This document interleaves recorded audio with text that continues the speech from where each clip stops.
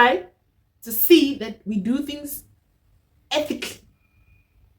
Who really deserves this position based on their skills, based on their experience, based on their achievements, be it technically, be it interpersonal, be it transferable skills,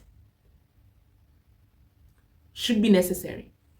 Then, for example, in a capitalist society where the rich gets richer and the poor gets poorer or becomes poorest even, and because I know someone who knows someone, and because of this, people do not get what they really deserve. Please don't forget to like, subscribe, turn on the notification bell so that each time that I post something, upload a video, you're gonna be the first one to get notified, and you're gonna watch that beautiful, informative video that you're gonna learn a lot from it. Okay.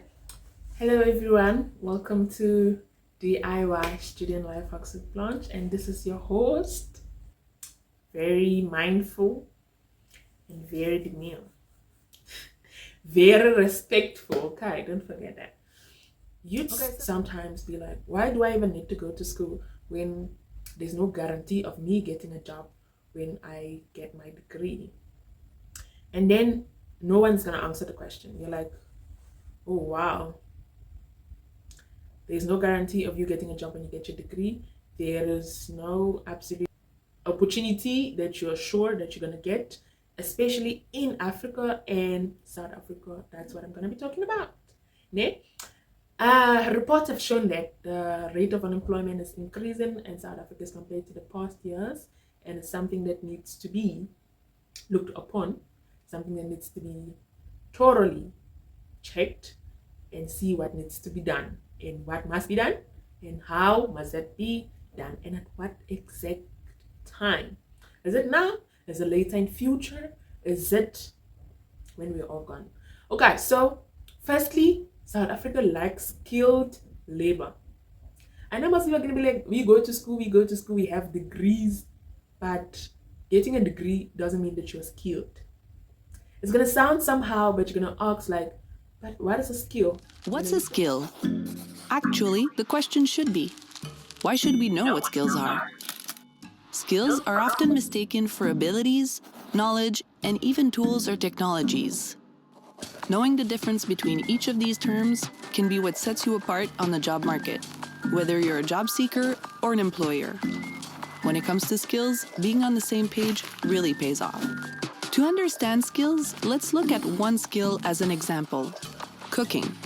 It's a skill that most of us have acquired. Some master it, some don't, and some do okay. Can you chop vegetables? Good. That's an ability though, not a skill. An ability is the capacity required to engage in a task. Do you know what salt tastes like? Not a skill either. That's knowledge. Knowledge means being acquainted with information. But knowledge alone doesn't make you a chef. A skill, by definition, is the ability obtained from knowledge to do something well. In other words, it's where ability and knowledge meet to add up to something greater. So if you sprinkle salt on vegetables and roast them at 425 for 30 minutes, now you're cooking. And that's a skill. But skills are not to be confused with tools or technologies. In their resume, job seekers often list different software under skills. It's a common mistake. But you wouldn't put knife or thermometer on your CV if you were a chef. Those are devices used to carry out a task, like other tools and technologies. And to wield them, you need skills. Making sense of it all might not seem important. In fact, it's critical.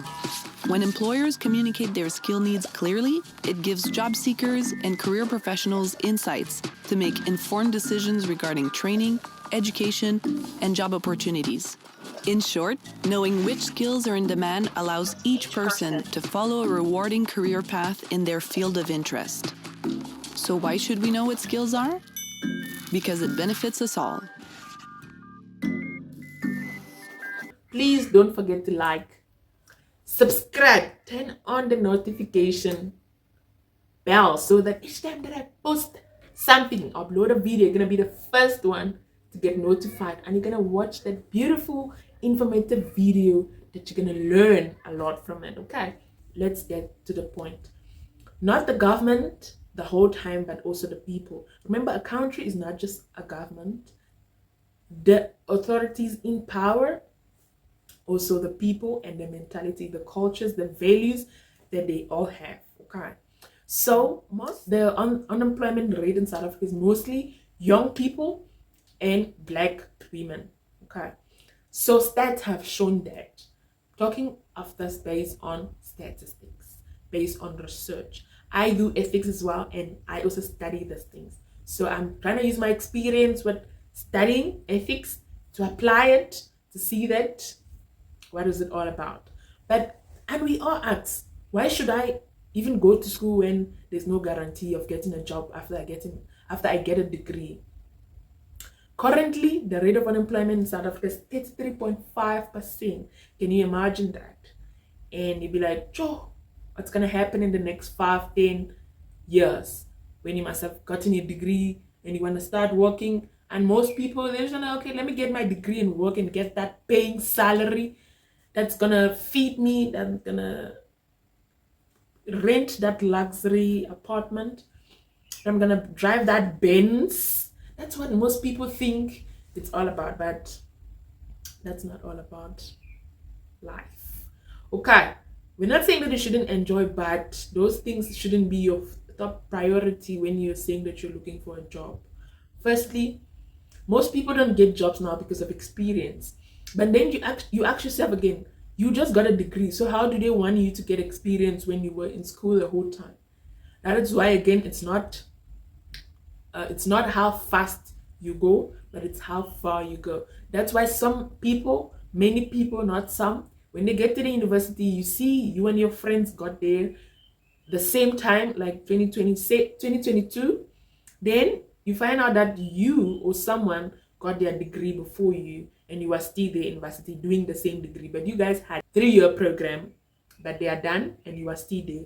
So it's not how fast you go, but it's how far you go. Okay, and then, but despite the rate, other few people still succeed exceedingly, abundantly, and above all things.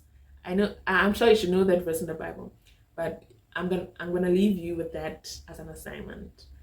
Despite the rate of unemployment, few people in South Africa still succeed exceedingly, abundantly, and above all things. You ask yourself, but how? Firstly, you're gonna look at the authorities, then you'd be like, how did they get that? How are they even surviving? How did they get those when you don't have nothing? But let's look at some reasons. I'm not here to answer those questions, how they got it or what was their means of getting it. Let's look at reasons why there's a high rate of unemployment in Africa and South Africa as a whole. Firstly, structural issues. What do I mean by structure? For example, the South African economy faces significant structural challenges, including mismatch between the skills of workforce and the need of labor market. For example, let's take for example the US of A and other European countries, like let's say America, let's say for example another Germany. Why do they take and employ people from other countries? This is because they need skilled people. They need a labor market. And some companies, even in the United States of America, employ foreigners and then issue them employment letters and even sponsor their trips from wherever they are to go work in the US. What do you think?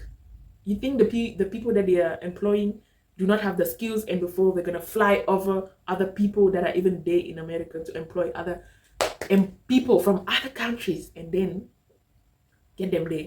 So do you really think it's about you getting that degree or you being skilled enough? But what then is a skill? It's the ability and it's the knowledge and competencies that an employee should possess.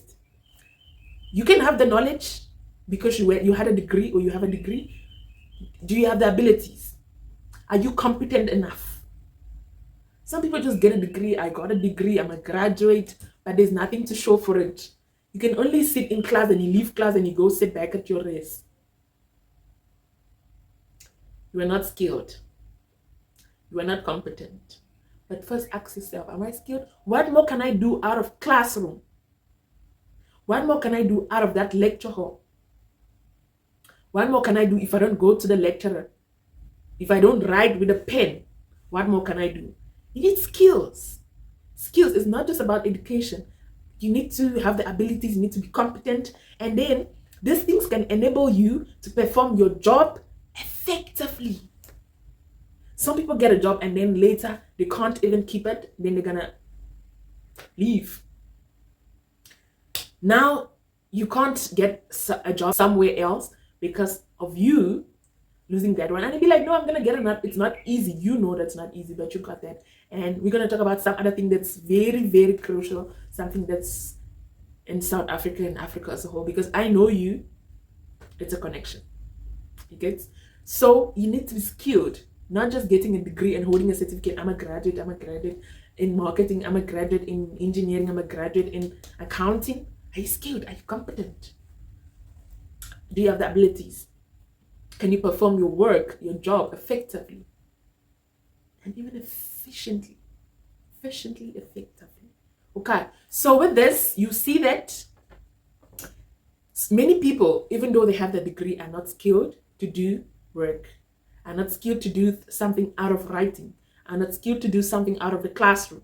You can sit in class, you get distinctions, but you are not skilled to work with people. You don't have effective team communication. You are not professional. You cannot solve problems critically. That is why group works are necessary in the university, because with these things you experience a lot, like problem solving skills critically, team building, communication, because you have to communicate with people when you are doing work with them. If you can't communicate, it's not going to help you. Yeah. So you need those skills and others to be competent so you can do your job effectively. But if you just get a certificate, you just leave your house, go to the university, and for 3 years you get a certificate and you want to go look for a job, a good paying job that's going to buy your Benz, that's going to rent you that luxury apartment, that you're going to buy that Brazilian human hair. Guys, you need to think. You need to have a rethink. What is it that I really want? What is it that is necessary? What is it that I need that other people don't have? Because if we all have the same thing, we go for the same job, it's going to be complicated. Look for something that your neighbor, something that the next person close to you, something that the person in front of you and behind you doesn't have. Okay. Then skills such as, we're going to talk about examples of skills. Firstly, technical skills. Technical skills specific to particular jobs. Not every job is a technical job. Okay. So such as coding for software development, you need them if you are in that field. We are not saying that you should have all the skills, but they are essential skills that you should have. And then other skills that are related or that correlate with your field of study or your field of what you want to do. Okay. So secondly, soft skills. Soft skills are interpersonal and social skills like communication, team building, problem solving. And that is what I was talking about. You see, these things are necessary. You can get to a company and you're working, then you can't communicate with people. Like in a company, departments, they have to communicate effectively. They have to solve problems critically. Not every problem has to go to the general manager. There are problems that you have to solve within you and you have to communicate. If you can't, company is not going to work. And because of that, so interpersonal skills are really necessary. Communication, team building, critical problem solving skills, and adaptability. You have to be able to adapt in another environment. That's why sometimes they'll be like, can you work under pressure? When you go for an interview, can you work under pressure effectively, efficiently? Can you easily adapt with environment and people? Because when you get to the company or you get to that workplace, it's not just you. It's not your home where you just do whatever you want to do. There are people that are above you, people that are going to control you, people that are going to tell you what to do. If you're that person that you can take instructions, it's not going to be easy for you. So you need interpersonal skills, and they're also known as soft skills. Then thirdly, you need transferable skills. What is that thing that you can transfer to someone else? It's not just about you. When you get to that company now, you when you're leaving, what are people gonna, okay, what did she really do? She didn't even change anything. Do you want to be that kind of an employee? People don't need that within their workplace. They want that employee that when you're leaving, people are going to be like, no, we want you here. We want you here. So transferable skills that are applicable across various jobs and industries such as leadership, time management, critical thinking, and leadership. It's not easy to be a leader, you know that. Because people look up to you. People want to see the direction that you're taking. People want to see what you're going to say about that problem. People want to see what you're going to do about that situation. Okay. Then the need for labor market. What is labor market? We have talked about skilled labor. Now we're going to talk about labor market. So understanding the demand for different types of skills and occupations within the economy is very crucial in a country. That's why some countries do way better, like in the European countries, because they know what exactly that they are lacking in their country and they can easily get it from somewhere else. And they'd be like, why are this? Don't they have citizens? They know that they don't have those skills. They know that they need that labor in their market so that they can expand. So they can easily get it from somewhere. And because you are in need of it and they are also in need of it, you guys are going to work together. Okay. So firstly, we're going to talk about economic trends. So trends like changes in the economy, such as technological advancements, can create demand for new skills. For example, European countries, when they develop robots, they need new skills with programming them. So they can look for people that are skilled with programming, that are skilled in that field. So if they don't have, they can source it out where they can decide to source it in procurement, either locally or internationally.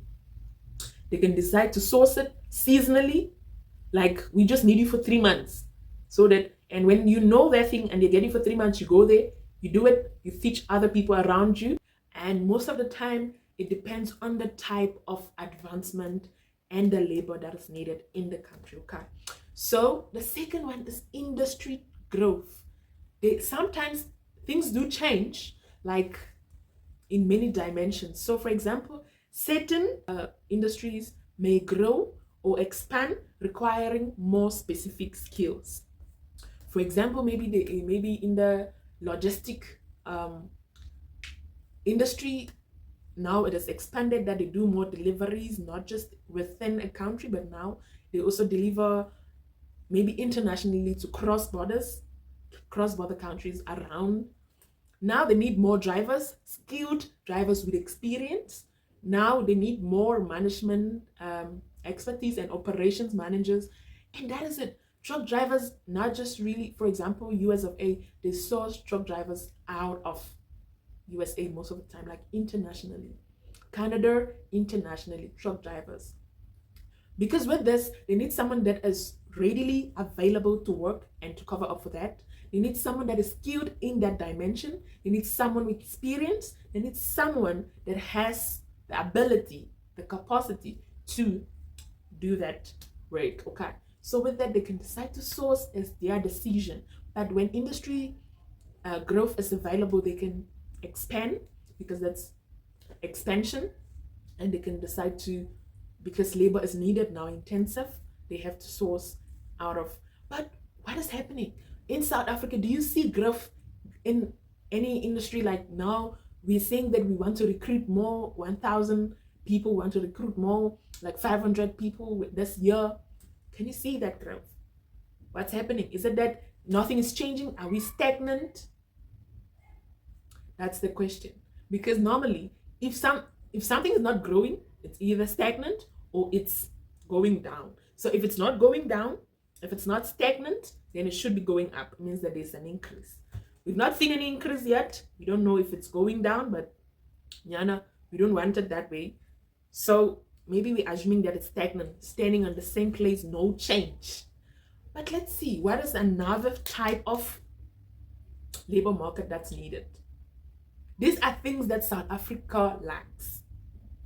And if you are not having them, and if you are not, so it's not just about you as well getting that degree, because thousands of students get a degree in a year. And if there's no expansion, there's no growth in the industries, there's no growth within the country, that they need more employees, they need more workers, they need more labor market. What do you think? What do you think is going to happen? Are they going to have that capacity, that space to employ 3,000, 5, 6, 10,000 students every year? Do you think so? We're not sure. And the third one is education and training. We lack. In as much as you go to school, we still lack. In as much as you say millions of South Africans are going to school, university, we still lack education and training.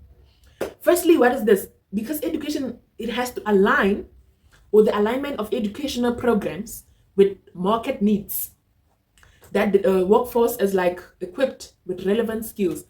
What do we mean by market trends or market needs? We're talking about what is necessary, what is needed, what is lacking in the country. What is lacking in which industry, at what particular rate? If you can't answer the question, then you don't know. Because sometimes you really go to school, you study, you getting that degree, but you're like, what am I going to do with this degree? That's the question that most people ask me. Even my friends, they're like, what do you think you're going to do with this degree? I'm like, okay, go do research. What can you do with marketing? Yeah. Is it needed in the market? Is there need for marketing in the market? Is there need for engineering in the country, in the industry? These things are, we just go to school, like we just want to get the degree. We're just doing accounting. We're just doing tourism. At the same place. Because you don't know where you're headed. You don't know the direction that you are taking. And you will never get to that destination if you don't know. Never. Knowing where you are going is the first motivation to getting there. Okay. So South Africa lacks education and training. We don't look at what is needed in the market. We just go to school. And just going to school doesn't mean that it's going to help the country. It doesn't help the country when saying that 5 million of students are going to school or are going to the university in South Africa out of the total population.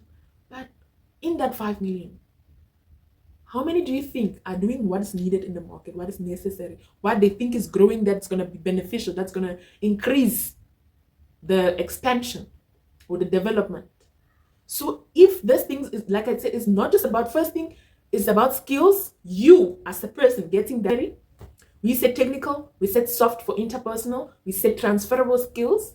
Then when you get to the country itself, labor market, now we're talking about the country, we're not talking about you. Again, too much. But firstly, economic trends. Secondly, industry growth. Is there growth in the market? Is there need for that position? Thirdly, education and training. It's not just about going to school. It's about looking at what is necessary. Is there need for it in the market? Is there need for those skills? Is there need for the labor in that market segment? Okay. So with that, the government, for the people, by the people, for us all. When you make a decision, you make a stand, you look at what you're doing. The government is making a decision, looking at what is lacking in the market, giving you the stats of what they think, the forecasting, what is going to happen in the nearest future, in the next 2, 3, 4, 5 years, what is going to be crucial, what is going to be necessary, what is going to be needed. Essentially, they're giving you stats, but if you don't go through it, you don't go look at it, you don't go check, you're not going to know that, oh, I'm doing this. Communication, becoming communication. I don't think, like, is there need for it in the market in the next, when I get my degree, 2, 3, 4, 5 years? Okay. That is it. So we've talked about, firstly, you need to have the skills. So that was structural skills for personal, and the labor market was on the structural issues, the structure of the country. When we get to 2, what is that? Education and training. Talked about it, but that was the country as whole. But let's talk about education and training. In South Africa, there's limited access to quality education and vocational training. Because of this, it has left many individuals, especially the youth, without the necessary skills to secure employment. How can we solve this? And with the skills, the labor market, the Minister of Home Affairs is one critical department in the country that sees that who comes in, who goes out, what's happening in the country in space of what is needed. Who is coming in? Is it necessary for that person to come in? So he is taking measured decisions to see that he recruits and brings more skilled people that can work in South Africa. But with this is getting to problem, but necessarily speaking, South Africa lacks skills. And that is what research has talked about. You cannot just wake up and start from somewhere and just from nowhere saying that, okay, we want to bring more 11,000 people into South Africa for employment. He has seen that it is necessary, it's going to increase the country's growth, the industry growth, and necessary expansion. Check yourself. Did you have the skills? And why is it that they are sourcing people internationally and not locally? That's a question that needs to be asked. In procurement, like I said, you can either choose to source whatever that you're sourcing, if it's employment, locally or internationally. If he's not sourcing, or if they're choosing not to source locally, it means that there's something that, like there's a problem somewhere. But if they source internationally, it means that they've seen that this is the way that's going to help us to achieve what we want, maybe in the nearest 2, 3, 4, 5 years for necessary expansion. Okay.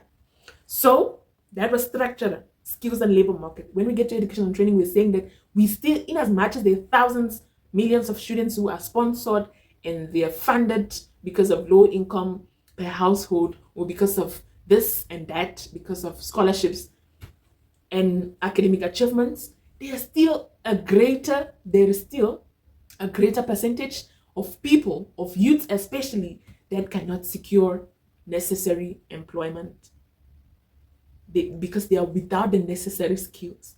Skills is the most essential. Like I say in this video, don't just focus on you getting a degree. It's about you getting the skills, the knowledge, the understanding, the experience that you deserve, that is needed and is crucial for that employment. Okay. So how can they change this education and training that's a problem, especially with youths, because of skills lacking? Firstly, how can they, like, access to schools with funding opportunities has increased a lot. It has helped. For example, NSFAS has helped a lot of people to go to school, like the less privileged, and they get access to educational facilities. And with everything, funding, tuition, accommodation, and allowance, it helped. We are more than thankful for that to the government. And then what can the government do more about education and training that's a problem because of skills lacking in South Africa? Government can develop skill development programs, e.g., for example, vocational trainings and internships. When you get your degree, you want to go look for a job. Like I say, experience is the problem now, because they're asking for experience of 2, 3, 4 years, but you just get your degree. How are you supposed to get that experience? With this, because some internships you have to pay for it, and you were being funded by a bursary, that now because you are not going to school, you got your degree, they cannot give you money anymore. So you cannot get that allowance that you were getting before. So you are not even okay, or you don't have money, the resources to pay for internship. So because you need that experience, what can the government do to help people, to help graduates, to help students get experience so that they can get employed necessarily where they want to? They can develop skill development programs. They can start up something of that sort, skill development programs in the country. For example, vocational training and internships, where a student goes there for free, gets the experience and skills that they deserve for what particular field that they studied and they got a degree in, or what they want to do. Then they can, into 3 years, they can start something. And that is how we get developed in a country, like, rapidly. The government can also try youth employment service, like partnering with businesses to provide work experience. For example, other businesses that are readily doing great, they are in need of people, like logistics, they're in need of people to work with them. Financial accounting, banks, government can partner with them. those companies, those big companies within the country that are like partnerships, that are like companies, whether private or public, so that they can provide work experience to students who must have gotten their certificate and now they're in need of a job, but because of lack of experience, they cannot get it. So government, firstly, this is something that I'm trying to see that, okay, it can help. Firstly, developing skilled programs can help students. For example, vocational trainings and internships. Secondly, youth employment service, partnering with businesses to give students or provide work experience for students. Ne? Perfect. So the third thing that causes unemployment in South Africa, Africa as a whole, is economic factors. What would you think is an economic factor? Global economic conditions, such as recession and high interest rates, have also impacted job creation in South Africa. For example, you want to start a business, you get there, the interest that you're going to be charged and the tax is way above what you're going to get income in 2-3 years. So what you're going to do, are you going to start up that business when you don't even have the money? Are you paying the tax, or are you seeing that your business is going to be sustainable in the nearest future? You're not starting a business 1 year, 2 year, and it's over because you run out of funds, because you had to regularly pay tax and interest rates. And with this in the country, when there's a high tax rate and interest rates, less job creation. Why? Because people cannot invest in that country. People, even when they leave South Africa to go to somewhere else, Europe, they have money. They really want to invest in South Africa. They really want to invest in Africa because of the high tax rates, high interest rates, high recession rates. They're scared to invest. And when they invest, they start up businesses, whether they're partnering with other people, they have to employ first the people that are within the country, the citizens. That is a legal agreement that has to be signed first, because you are investing in my country, South Africa, you have to employ at least 80% of my citizens. So that you don't leave someone come start a business in your country and they're sourcing people internationally 90% and they can only employ 10% of your citizens. Now, so economic factors such as recession, high interest rates, high tax rates, hinders job creation because people are not willing to invest. And they are able because they have the money, but they are not willing because of what economic conditions are being put down on them. So if there is necessarily fair tax paying conditions, fair high interest rates, people are going to invest more. And because you invest, you start up a business, you have to employ other people into that business. And what's that? Job creation. You create the job, you employ other people, you reduce the unemployment rate. But no job creation, no investment, no job opportunities. We keep stagnant, we stay on the same place. Then, how can the government do this? How can they see that this is being solved? Like reducing, firstly, tax reduction levels. Most people are going to invest. Secondly, with starting a job, like reducing potential. Because with this, if you reduce tax, people are going to invest more. But when they're high, there's a high tax rate, interest rate, and high recessions in the country, it is difficult for people to start a job because they are reducing potential investors as they also want to invest more. But when tax, people are going to invest regularly and job creations are going to be, you see countries like US of A, they do well, absolutely, because of this, things like this. You charge more, you're only going to charge more in the short run. That is one thing for sure. Within a country, within a small business, you charge, or for example, if you go to a market, you want to buy something, let's say local market, and then something that you knew or you only budgeted 20 rands for it to pay for that particular thing, now you get there and they're like, no, it's 50 rands. So because it's your first time buying there. You're going to buy for 50 rands. Okay, let me just buy. I don't have an option. You are buying it for 50 rands. But next time, you're not going to go there because you know that there are other options around it available. That you can either go to another local market, can check somewhere else, rather than going to that same person that's going to charge you 50 rands for that thing that was supposed to be 20 rand. But what is the essence of what I'm talking about? This is the thing, okay? So the person that's selling, we're focusing on that person. You are selling that thing for 20, you were supposed to be 20 rands, you sold it for 50 rands. You're only going to get that additional 30 rands for a short period of time, okay? It's just for that moment. Like I said, I'm not going to go back there to buy the thing for 50 rands. I'm going to check for another sourcing site, local market to go buy, or from someone else. So you selling that thing for 50 rand, you only get 30 rands for a short period of time. You're not going to get next time because I'm not going to come there. So what happens? Are you going to grow? We don't grow in a short period. It's within a long period of time. Long term, not short term. So if you have given me that thing for 20 rands, next time I'm going to come back. Next time I'm going to come back. Next time I'm going to come back. I'm going to be regular. So you earned my trust. You earned my money.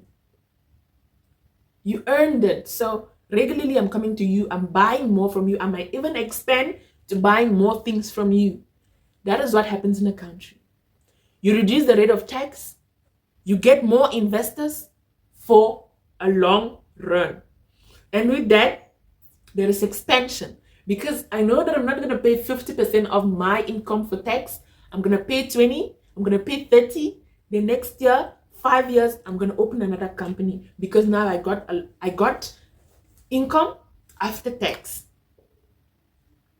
Do you understand? So that's the thing. But in countries with high tax rates, they can only get income in a short run.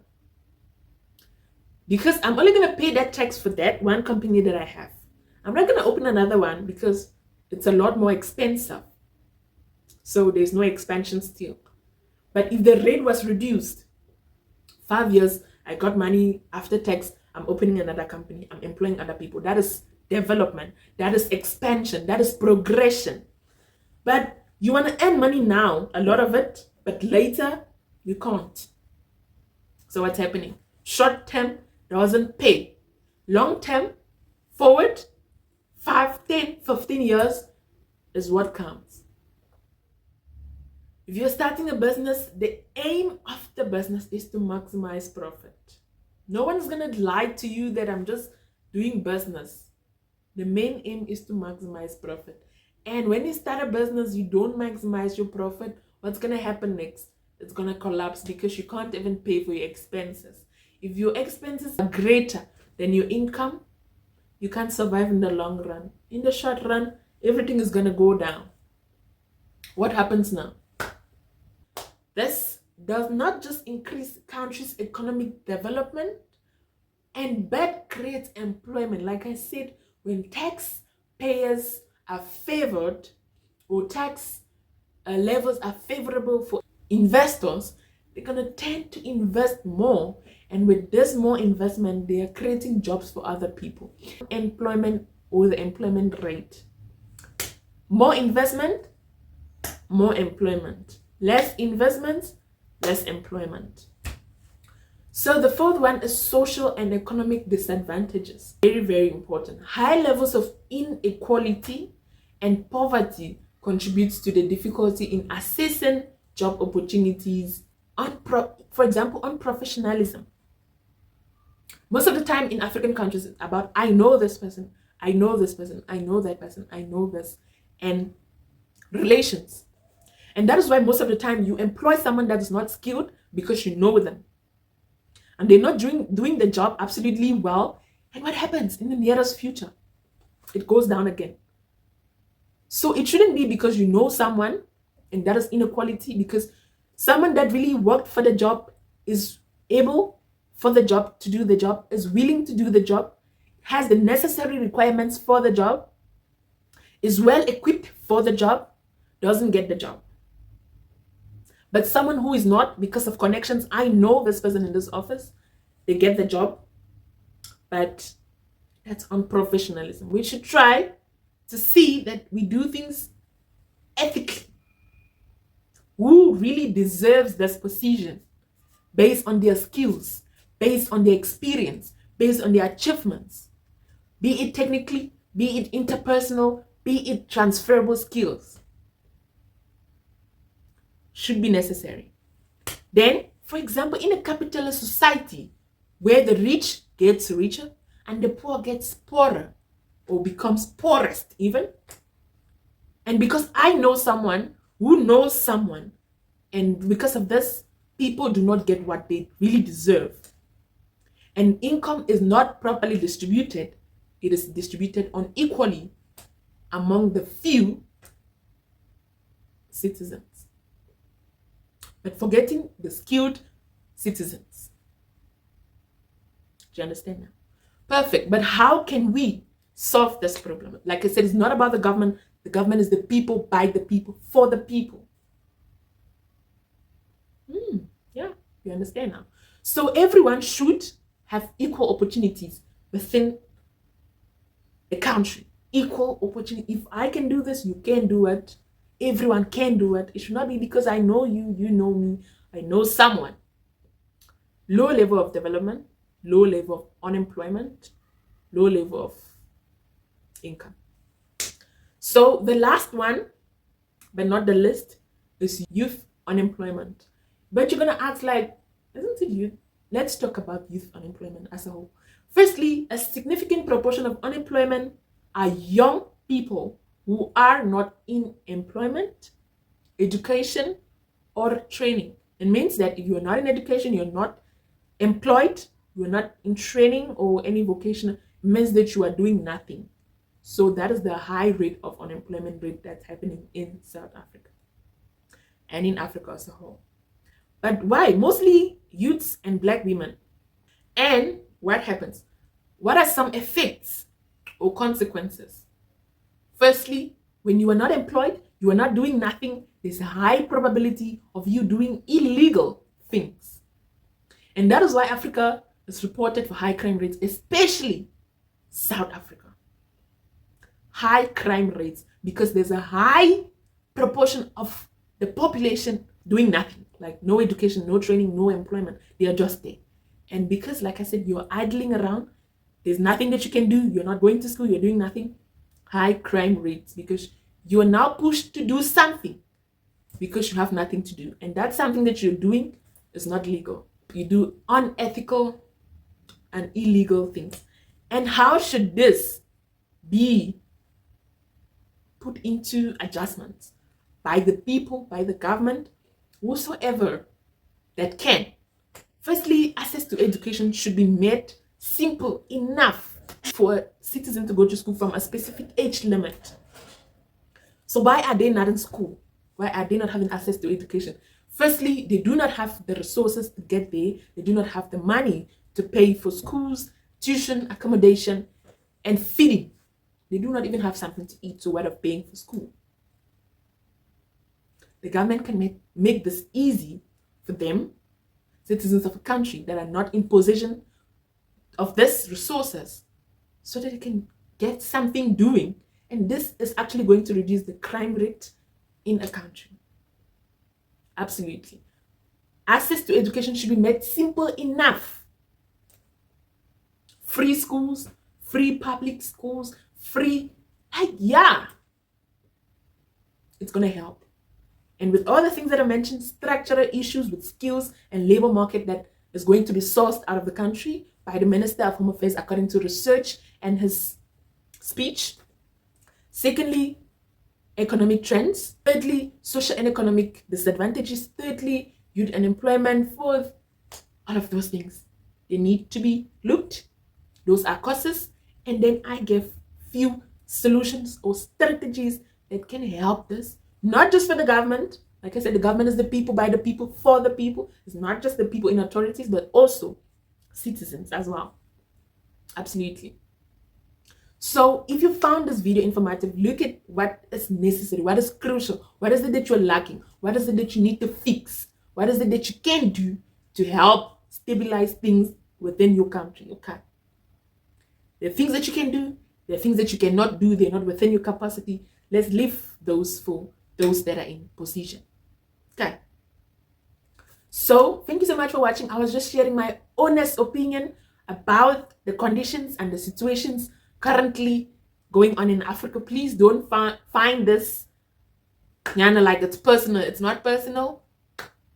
If it was or was personal to you, sorry, I didn't mean it that way, but just something that I thought should be shared so that people can understand more about what is currently going on and what can be done to fix the crisis. Okay, so thank you so much for watching, and it's your host, Miss BC.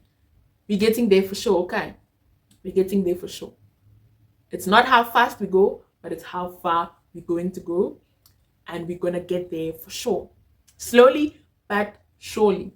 So do have a lovely day wherever you're watching me from the US of A, maybe because I mentioned you guys a lot. From Canada, I said Canada somewhere. From Africa as a whole. From South Africa. From Cameroon. From Africa, Nigeria. Yeah, perfect. Do have a lovely day. Lovely evening. Lovely night.